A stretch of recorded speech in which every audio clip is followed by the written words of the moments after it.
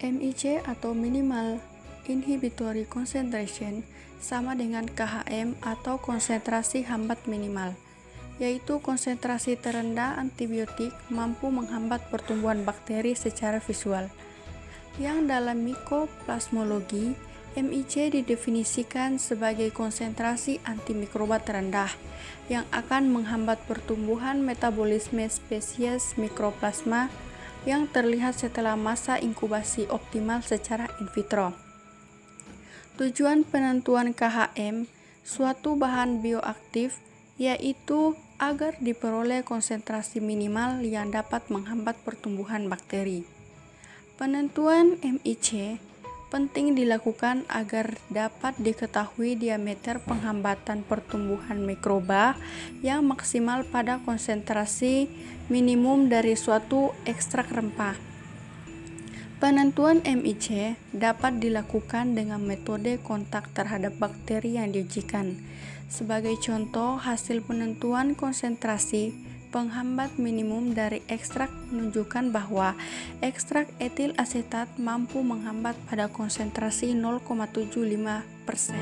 Kemampuan antimikroba dalam melawan bakteri dapat diukur menggunakan metode yang biasa dilakukan, yaitu metode dilusi dan metode difusi.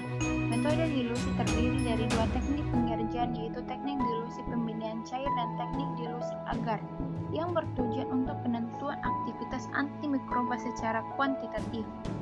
Antimikroba dilarutkan ke dalam media agar atau kaldu yang kemudian ditanami bakteri yang akan dites.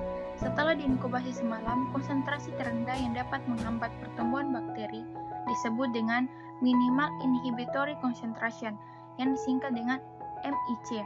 Nilai MIC dapat pula dibandingkan dengan konsentrasi obat yang didapat di serum dan cairan tubuh lainnya untuk mendapatkan perkiraan respon klinik. Keuntungan dan kerugian metode dilusi memungkinkan penentuan kualitatif dan kuantitatif dilakukan bersama-sama.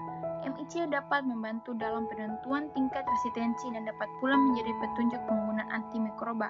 Kerugiannya, metode ini tidak efisien karena pengerjaan yang rumit, memerlukan banyak alat-alat dan bahan serta memerlukan ketelitian dalam proses pengerjaannya, termasuk persiapan konsentrasi antimikroba yang bervarietas. Metode yang kedua, metode difusi. Cakram kertas yang telah dibumbukan sejumlah tertentu antimikroba ditempatkan pada media yang telah ditanami organisme yang akan diuji secara merata. Tingginya konsentrasi dan antimikroba ditentukan oleh fungsi dari cakram dan pertumbuhan organisme uji dihambat penyebarannya sepanjang difusi antimikroba atau terbentuk zona jernih di sekitar cakram, sehingga bakteri tersebut merupakan bakteri yang sensitif terhadap antimikroba. Ukuran zona jernih tergantung kepada kecepatan difusi antimikroba, derajat sensitivitas mikroorganisme, dan kecepatan pertumbuhan bakteri. Zona hambat cakram antimikroba pada metode materi difusi berbanding terbalik dengan MIC. Semakin luas zona hambat, maka semakin kecil konsentrasi daya hambat minimum atau minimal inhibitory concentration. Maka dari itu, kedua metode tersebut digunakan untuk mendapatkan minimum inhibitory concentration suatu agen antimikroba. Perbedaan minimum inhibitory concentration dan minimum bactericidal concentration. Dasar penentuan antimikroba secara in vitro adalah minimum inhibition concentration dan minimum bactericidal concentration. Minimum inhibitory concentration merupakan konsentrasi terendah bakteri yang dapat menghambat pertumbuhan bakteri dengan hasil yang dilihat dari pertumbuhan koloni pada agar atau kekeruhan pada pembiakan cair. Sedangkan minimum bactericidal concentration adalah konsentrasi terendah antimikroba yang dapat membunuh 99,9% pada biakan selama waktu yang ditentukan.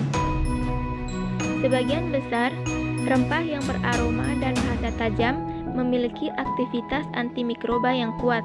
Sebagai contoh, mustard yang dapat diekstrak senyawa aktifnya dari biji dan dapat digunakan sebagai obat pembunuh jamur yang tumbuh pada kulit.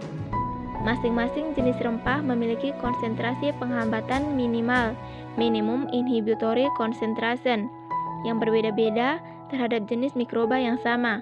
di mana hal ini ditentukan oleh jenis dan jumlah senyawa antimikroba yang terkandung di dalamnya.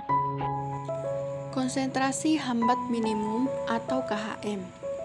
Konsentrasi hambat minimum adalah konsentrasi antibiotik terendah yang dapat menghambat pertumbuhan organisme tertentu. KHM dapat ditentukan dengan prosedur tabung enceran. Prosedur ini digunakan untuk menentukan konsentrasi antibiotik yang masih efektif untuk mencegah pertumbuhan patogen dan mengindikasikan dosis antibiotik yang efektif untuk mengontrol infeksi pada pasien. Inokulum mikroorganisme yang telah distandarisasi ditambahkan ke dalam tabung yang mengandung seri enceran suatu antibiotik, dan pertumbuhan mikroorganisme akan termonitor dengan perubahan kekeruhan. Dengan cara ini, KHM antibiotik yang dapat mencegah pertumbuhan mikroorganisme in vitro dapat ditentukan. KHM dapat juga ditentukan dengan menggunakan konsentrasi tunggal. Suatu antibiotik dengan membandingkan kecepatan pertumbuhan mikroorganisme pada tabung kontrol dan tabung yang diberi antibiotik.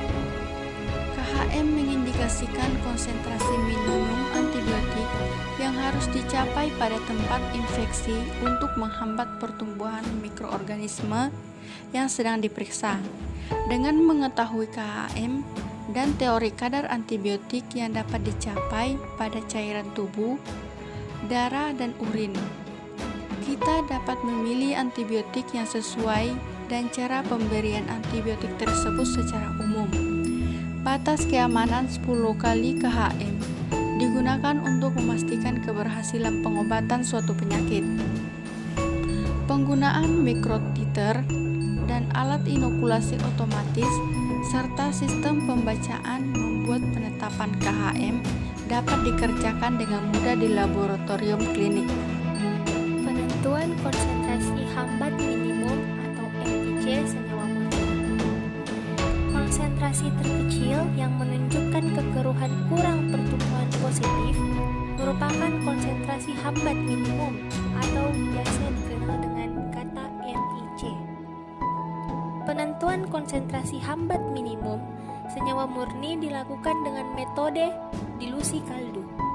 Untuk menentukan konsentrasi hambat minimum atau minimum inhibition concentration dari senyawa murni tersebut, MIC senyawa murni ditentukan terhadap 2 bakteri uji, yaitu E. coli dan Subtilis, dan dilakukan dengan prosedur berikut. Senyawa murni dilarutkan di dalam medium Mueller-Hinton-Brood atau MHB dengan gerak maju geometrik, interval antar konsentrasi sama, dimulai dari konsentrasi tinggi ke konsentrasi rendah. Masing-masing medium MHB dengan seri pengenceran konsentrasi isolat murni dimasukkan ke dalam tabung reaksi sebanyak 2,55 ml, sehingga diperoleh konsentrasi senyawa murni dalam medium MHB sebagai berikut: 0,9%, 0,8%, 0,7%, 0,6%, 0,5%, 0,4%, 0,3%, 0,2%, dan 0,1%. Beberapa faktor yang mempengaruhi nilai KHM atau MIC yaitu organisme uji, ukuran inokulum, komposisi media kultur waktu inkubasi, dan kondisi inkubasi itu sendiri. Kondisi inkubasi yang mempengaruhi yaitu suhu, aerasi, dan pH. Berdasarkan nilai konsentrasi hambat minimum atau biasa disingkat KHM yang dimilikinya, maka senyawa antibakteri dibedakan menjadi 4, yaitu yang pertama, senyawa aktif yang memiliki nilai KHM kurang dari 100 mikrogram per mililiter digolongkan sebagai senyawa yang memiliki tingkat aktivitas antibakteri yang sangat kuat.